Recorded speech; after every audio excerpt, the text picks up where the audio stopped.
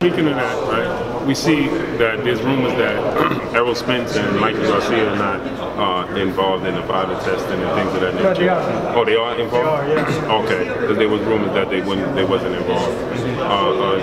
What do you think about that fight, though? You think that Mikey Garcia is at a disadvantage coming up 2 weight classes? Yeah, weight classes matter, man. You know, I think both guys are very good fighters. Weight classes matter, and I give the advantage to the bigger guy. You know, but it doesn't mean there is a bad fighter in that fight. Both guys have shown the class that they have, and when they're in the ring, and then the kind of fighters that they are, both technically and mentally and physically. So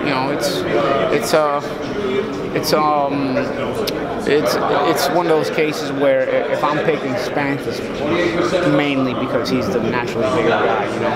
And I think the technical part of their boxing kind of cancels each other out. They're both elite on a technical level. They're asking you, I'm not asking you, but they'll say that being the way that you criticize him, the fact that you shit out his fight is not fair, because that's part of the reason that people really like you, because of your commentary, your straightforward. I mean, I told Conor McGregor he had no balls on fight week, and then I commentated his fight. I mean, you guys make that decision. Did I commentate it the right way?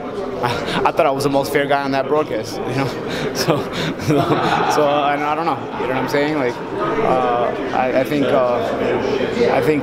know, you kind of have to look at my body of work overall, you know. But you know, of course, everybody's entitled to that opinion. You know, once I sit down and actually call a fight and watch a fight, I'm not really thinking about anything else. I'm watching the punches. I'm watching what's going on.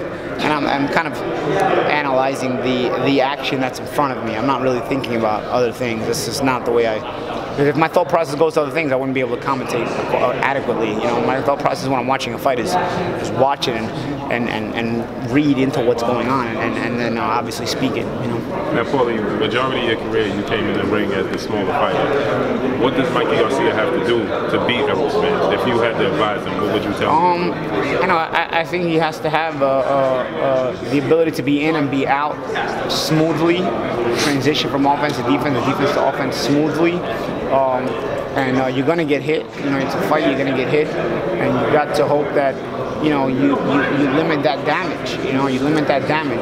Mikey's got great feet and great hands. You know, but Spence also has a lot of those things. You know, and you know he's an Olympian, so technically, you know, when you're an Olympian, you don't technically you're gonna have a guy who's very good technically.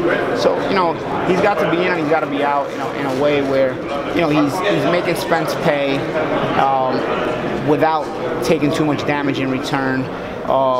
He's got to pick his spots accordingly, and sometimes, you know, the thing about being the smaller guy is sometimes you pick the wrong spot one time and the fight's over. You know, that's what happens when you're the smaller guy a lot of times. So it's, again, it's difficult. It's a difficult fight, but like I said, they're both world class. Like when you watch either guy fight on a technical level, you can appreciate both of their technical abilities. You know.